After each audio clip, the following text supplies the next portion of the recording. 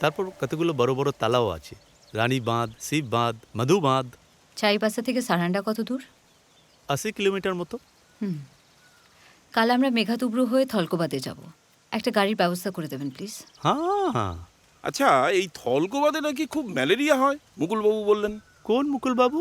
এই যে ওই পুরুষোত্তম সিংহের বড় ছেলে মুকুল সিংহ। ওই জামদার? আপনি চেনেন? আরে ওর ছোটা ভাই বিকাশ তো চাইবাসায় আমার এক ক্লাস নিচে ছিল। খতরনাক ফ্যামিলি। খতরনাক কেন? Purushottam Singh is a character, বহুত বড়া শিকারী ছিল।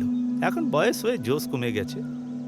শুধু বাঘ হাতি না, এক কালে জামদায় যার সঙ্গে ওর বনতো না, একেবারে ফটাস, মানে গুলি? হ্যাঁ, লাশ হাফিস করে দিত।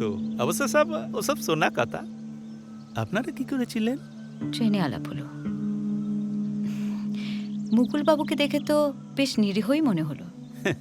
আরে ও তো রাবণের বেটা রামচরণ, কিচ্ছু পারে না। বাপ ধরে করে আইআইটি হোস্টেলে চাকরি করে দিয়েছে। ছেলে হলো বিকাশ, দমদার ছেলে, বাইকে করে ফটফটিয়ে ঘুরে বেড়ায়। 10 হাতে বাপের বিজনেস সামলাচ্ছে। হ্যাঁ, আর মুকুল বাবু, ওনার বিজনেসে শেয়ার নেই? সে আমি বলতে পারবো না, তবে মুকুল সিং এর অনেক প্রবলেম আছে। সে সব ছাড়ুন, আপনারা মর্নিং এ বেরোবেন তো?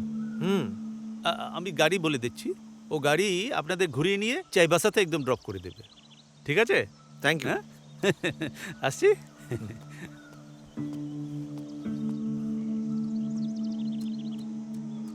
হঠাৎ পুরুষোত্তম, মুকুল এদের নিয়ে পড়লে?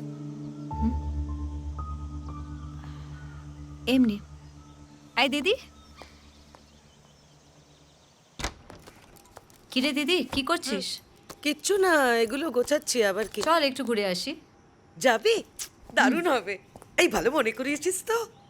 শাড়ি কিনবো। এই শুনছো? হ্যাঁ বলো। 3000 টাকা ছাড়া শাড়ি কিনবো। আরে ধ্যাৎ, দিদি, দাও জঙ্গলে না। এসেও শাড়ি কিনবে? অবনীদা, তুমি এতদিনে দিদি তো তাই করে। কটকে গিয়ে কোটকি, ব্যাঙ্গালোরে গিয়ে ব্যাঙ্গালোর সিল্ক। হ্যাঁ, একমাত্র এস্কিমোদের দেশে গেলে তোমার দিদির শান্তি। এই পারত, এসো তো, ওসব ছাড়ো। টাকা লাগবে না, আমার টাকা আছে। এই সাদা নেবে না আচ্ছা, কালো? তুমি সাদা নাও। শোন না দিদি, এই জায়গাটা বরং বাদ দে। জঙ্গলে এসে কেউ শাড়ি কেনে না, আরে বুঝলি? আসার সময় আমি একটা দোকান দেখেছি, শাড়ি পাবো। আমার কথাটা সব শোন। দেখা। আর শোনো, খবরদার সিগারেটটা খাটে বসে খাবে না। হ্যাঁ ঠিক আছে, ঠিক আছে।